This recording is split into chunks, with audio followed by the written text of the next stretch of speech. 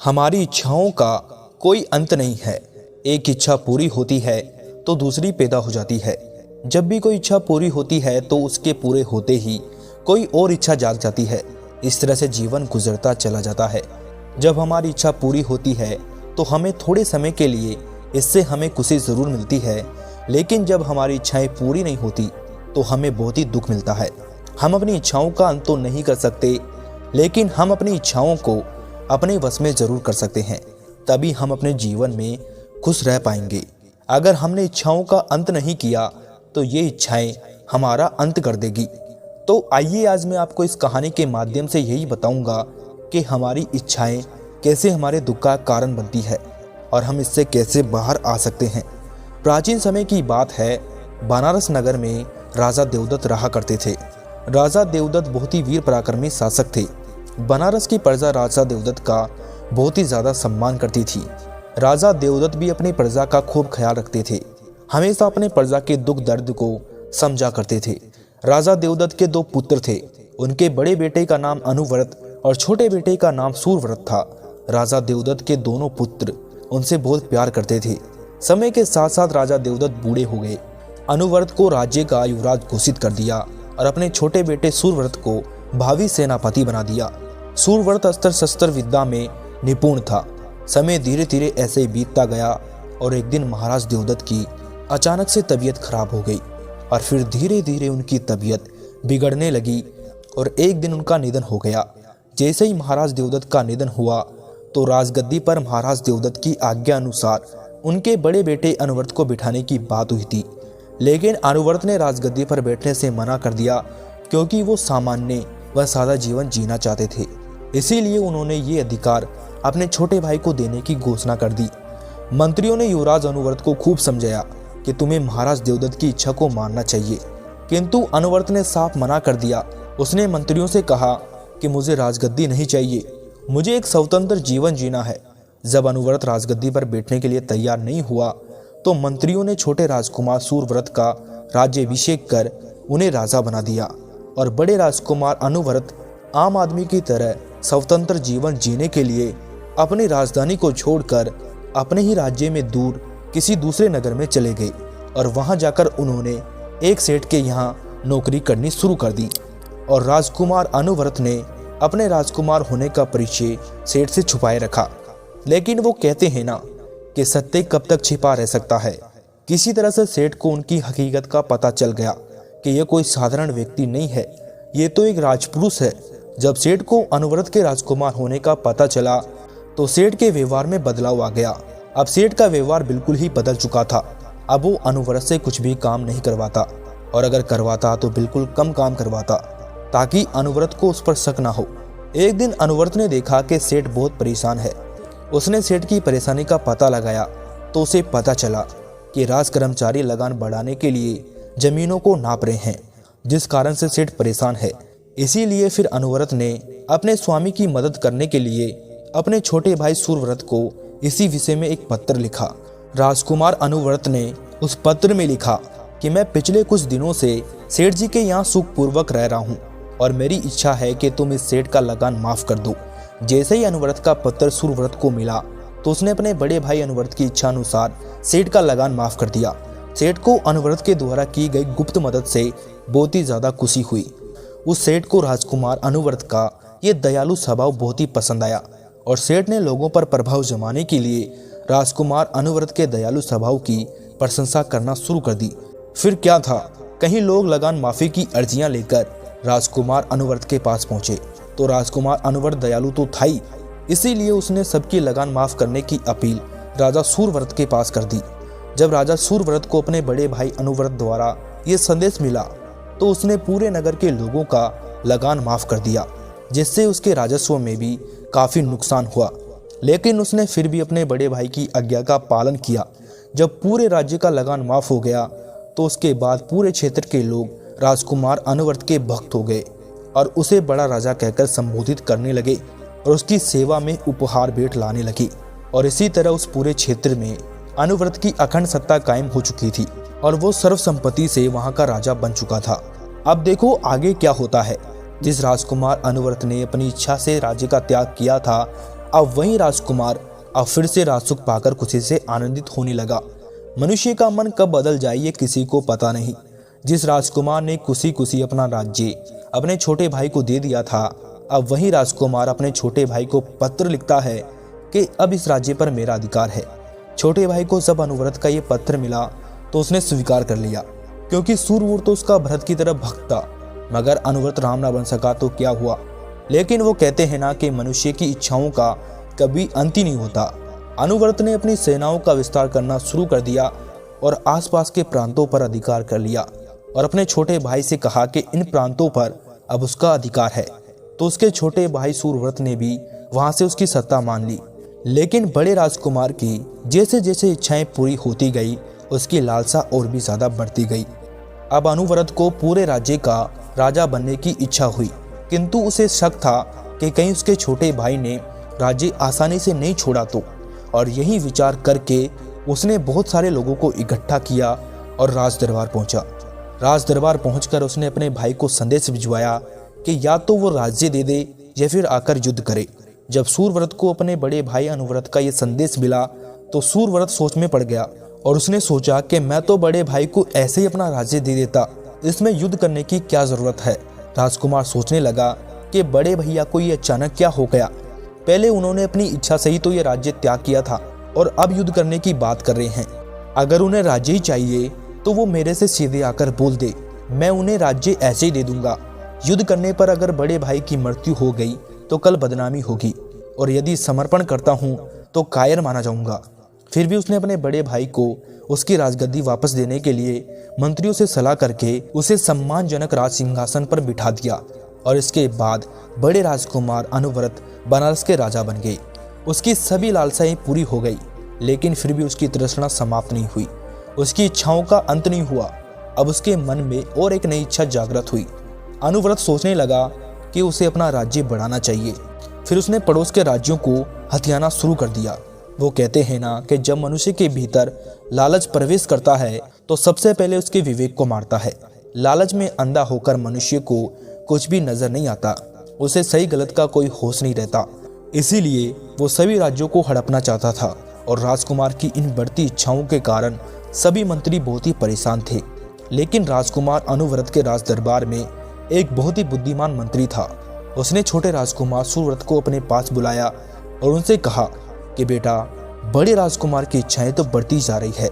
अगर इनकी बढ़ती हुई इच्छाओं को नहीं रोका गया तो एक दिन हमारा राज्य नष्ट हो जाएगा। मंत्री की बात सुनकर छोटे राजकुमार सूरव्रत ने मंत्री से कहा कि हम क्या कर सकते हैं मंत्री जी, बड़े भाई को पता नहीं क्या हो गया, मुझे तो कुछ समझ में ही नहीं आ रहा। तब उस वृद्ध मंत्री ने छोटे राजकुमार को एक युक्ति बताई और वो युक्ति ये थी कि कोई ऐसा व्यक्ति हो जिसे राजा न जानता हो और वो व्यक्ति राजा के पास आए और उन्हें अकेले में ले जाकर एक गुप्त सूचना दे और राजा से बोले कि मैंने 3 नगर ऐसे देखे हैं जहाँ पर बहुत सारी धन संपदा है, जहाँ पर घर घर में सोना भरा है। आप उन नगरों को अपने अधिकार में कर ले। जब बड़े राजा ऐसा सुनेंगे तो वो पड़ोस के राज्यों पर अधिकार करने का विचार त्याग देंगे और उन राज्यों की खोज में लग जाएंगे, जिससे हमारे राज्य पर कोई भी खतरा नहीं आएगा। छोटे राजकुमार ने ऐसा ही किया। उसने एक ऐसे व्यक्ति को ढूंढा जिसे राजा नहीं जानता हो और उसे वृद्ध मंत्री द्वारा कही गई सारी बात को समझा दिया। उस व्यक्ति ने वैसा ही किया जैसा छोटे राजकुमार ने उसे करने को कहा था। जब बड़े राजकुमार ने ये सुना तो वो सुनते ही लोभ में अंधा हो गया और उन नगरों पर चढ़ाई करने को बेताब हो उठा। वो व्यक्ति अपना काम करके चला गया। राजा ने तुरंत ही अपने मंत्रियों को बुलाया और उन 3 नगरों के बारे में बताया और जल्दी से उन पर चढ़ाई करने के लिए सेना तैयार करने का आदेश दिया और अपने मंत्रियों से कहा कि मैं अति शीघ्र इन नगरों को जीतना चाहता हूँ। जब मंत्रियों ने राजा से पूछा कि महाराज वे नगर कहाँ है, तो राजा हैरान हो गया और हैरान होकर बोला कि ये तो मुझे भी नहीं पता, मैंने उस व्यक्ति से ये तो पूछा ही नहीं। उस व्यक्ति को पकड़ो और उससे पूछो जो अभी अभी मुझे ये बताकर गया है, यहीं कहीं बाहर होगा, उसे जल्दी ढूंढो। राजा का आदेश मिलते ही मंत्री ने स्वयं जाकर उस व्यक्ति को ढूंढा, किंतु उसे ऐसा कोई व्यक्ति नहीं मिला जो अभी अभी राजा को यह संदेश देकर गया था। उसने वापस आकर राजा को बताया कि बाहर तो दूर दूर तक कोई भी ऐसा व्यक्ति नहीं है। जब राजा ने मंत्री की ये बात सुनी तो राजा को गहरा आघात लगा, जैसे उसका सब कुछ छिन गया हो। वो छटपटाते हुए कहने लगा कि हाय, अब क्या होगा। उन नगरों के बारे में सुनते ही मैं इतना उत्तेजित हो गया था, ना तो मैंने उस व्यक्ति का आदर सम्मान किया और ना ही नगरों का पता ठिकाना पूछा है। हे ईश्वर, 3 स्वर्ण नगर मेरे हाथों से निकल गए। अब ढूंढूं भी तो कैसे, उसका पता तक नहीं पूछा, कैसे मिलेंगे अब वो मुझे। अब राजा इसी संकोच में चिंतित रहने लगा और उन नगरों को याद कर करके दुखी रहने लगा। उसे अंदर ही अंदर इतना दुख हुआ कि उसके आंतरिक दुख से अतिसार हो गया। वह बीमार पड़ गया। नगर के हकीमों को बुलाया गया, वेदों को बुलाया गया। सबने राजकुमार को औषधि दवाइयां दी, लेकिन बड़े राजकुमार के किसी भी औषधि, किसी भी दवाई का कोई असर नहीं हुआ। राजकुमार का रोग बढ़ता ही गया और बड़े राजकुमार को तो हमेशा उन 3 नगरों को हथियाने की चिंता सताती रहती। वो हमेशा उन नगरों के बारे में सोच सोचकर चिंतित व दुखी होते रहते। और फिर एक दिन उस नगर में एक बौद्ध भिक्षु तक्षशिला से आयुर्वेद की शिक्षा लेकर आए थे। जब उन बौद्ध भिक्षु को यह पता चला कि उस नगर के राजा को अतिसार है, तो वो राजा के महल पहुंच गए और उनसे कहा कि क्या मैं आपके इस बीमारी का उपचार कर सकता हूँ। राजा बहुत दुखी था। जब राजा ने उस बौद्ध भिक्षु की बात सुनी तो वो गुस्से में बोला कि बड़े बड़े वेदों के इलाज करने के बाद भी जब मेरा ये रोग ठीक ना हो सका, तो तुम अनाड़ी मेरा उपचार कैसे करोगे। तुमसे मैं अपना इलाज कराने की तो सोच भी नहीं सकता। मैं अपने इस कष्ट से छुटकारा पाना चाहता हूँ, इसीलिए मैंने नए वेद को बुलाने के लिए कहा था जो मेरी इस बीमारी को ठीक कर सके, क्योंकि मेरी इस बीमारी को सभी वेदों ने असाध्य बताया है। तो तुमसे क्या होगा, तुम तो व्यर्थ में ही कोशिश करने आए हो। राजा की बात सुनकर बौद्ध भिक्षु ने धैर्यपूर्वक कहा कि महाराज, अगर प्रयत्न सही हो तो असाध्य रोग भी सही हो जाते हैं। आप मुझे कृपया करके ये बताइए कि इस रोग की शुरुआत कब व कैसे हुई। बौद्ध भिक्षु की बात सुनकर राजा पीड़ा से कराते हुए बोला कि अनाड़ी वेद, रोग की कहानी सुनकर क्या करेगा, कोई दवा है तो दे, वरना यहाँ से चले जा। राजा की बात सुनकर बौद्ध भिक्षु मुस्कुराए और उनसे बोले कि रोग की पूरी जानकारी होने पर ही दवा दी जा सकती है। रोग के मूल का पता चलने पर ही उसे निर्मूल समाप्त किया जा सकता है। बौद्ध भिक्षु की बात सुनकर राजा ने 3 नगरों के बारे में पूरी बात विस्तार से बता दी और अंत में बोला कि बस उसी से मेरे दिल को ऐसा धक्का लगा है कि मैं पूरी तरह टूट गया। हर समय उसी के नुकसान के बारे में सोच सोचकर परेशान रहता हूँ। इसका मुझे इतना दुख है कि मैं बता नहीं सकता। जब बौद्ध भिक्षु ने राजा की पूरी बात सुनी तो वो राजा से बोले कि महाराज, एक बात बताइए, क्या चिंता करने से आपको सभी नगर मिल जाएंगे। बौद्ध भिक्षु की बात सुनकर राजा बोले कि नहीं वेद जी, जो हो गया सो हो गया, अब वो मुझे कहाँ मिलेगा। दरअसल पूरी गलती मेरी है, जो मैंने उस व्यक्ति का ना तो आदर सत्कार किया और ना ही उसे नगरों के ठिकानों के बारे में पूछा। यदि पता होता तो मैं नगरों को जीत लेता। राजा की बात सुनकर बौद्ध भिक्षु बोले कि जब जीते ही नहीं तो बेकार में उनके लिए परेशान क्यों होते हो। उसके अतिरिक्त भी तो आपके पास धन वैभव की कोई कमी नहीं है। उसे भोगने की बजाय आपको जो मिला ही नहीं, उसके बारे में चिंता कर करके बीमार हो गए। फिर बौद्ध भिक्षु ने राजा को समझाया कि आवश्यकता से ज्यादा वैभव की लालसा ना कीजिए महाराज। एक मनुष्य की आवश्यकता क्या है, उसके लिए एक बिस्तर ही काफी होता है। फिर 4 बिस्तरों की क्या ही जरूरत है। वो 4 बिस्तरों पर एक साथ तो नहीं सोता। फिर एक को पाकर 4 की लालसा क्यों। जो आपके पास है वो काफी है, उसको भोगिए। अब और नगरों को लेकर आप क्या करोगे, वो आपके लिए फालतू होंगे और फालतू की चीजों के लिए अपने इस मूल्यवान जीवन को नष्ट करना मूर्खता है। इसीलिए तृष्णा का त्याग कर कर संतोष को अपनाइए। राजा को बौद्ध भिक्षु की बातें समझ में आने लगी। वो बोले कि हाँ वेद जी, आप ठीक कह रहे हैं। अधिक धन पाने की लालसा ने मुझे अंधा बना दिया। अब आप ही मुझे कोई ऐसी दवा दीजिए जिससे मेरे पेट का दर्द ठीक हो जाए और मैं जल्दी से रोग मुक्त हो जाऊं। राजा की बात सुनकर बौद्ध भिक्षु बोले कि ये रोग पेट का नहीं है, ये रोग मन का है और इस रोग के लिए मैंने आपको सर्वगुणकारी ज्ञान औषधि दे दी है और यही औषधि आपके काम करेगी। आप चिंता का त्याग कर दीजिए, उसे निकाल फेंकिए, आप जल्दी ही स्वस्थ हो जाएंगे। इतना कहकर वो बौद्ध भिक्षु वहां से चले गए। इसके बाद राजा अनुवर्त ने भी बीती बातों को भुलाकर प्राय धन की तृष्णा छोड़ दी और धीरे धीरे उनका मन स्वस्थ व शांत हो गया और कुछ ही दिनों में वो बिना दवाई के ही रोग मुक्त हो गए। तो देखा दोस्तों आपने, इच्छाओं का कोई अंत है ही नहीं, एक के बाद दूसरी आ जाती है। प्राणी इन्हीं की तृप्ति में जीवन गंवा देता है। अनावश्यक इच्छाओं का दमन करके ही जीवन में सुख शांति मिलती है और आनंद का अनुभव किया जा सकता है।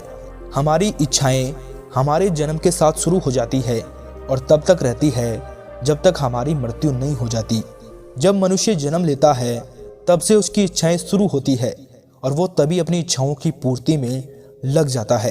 अच्छा चलो मुझे ये बताओ कि एक मनुष्य को जीवन जीने के लिए किन किन वस्तुओं की आवश्यकता होती है? भोजन, पानी और वस्त्र।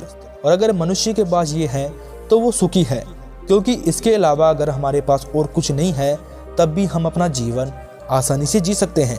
लेकिन आजकल मनुष्य बेहतर की चाहत में अपना मूल्यवान जीवन नष्ट करने पर तुले हुए हैं। गरीब व्यक्ति अमीर बनना चाहता है और अमीर व्यक्ति करोड़पति बनना चाहता है।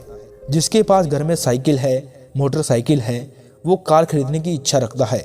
मतलब इस संसार में मनुष्य के पास चाहे सब कुछ हो, लेकिन वो फिर भी संसार में सबसे आगे निकलने की कल्पना करता है।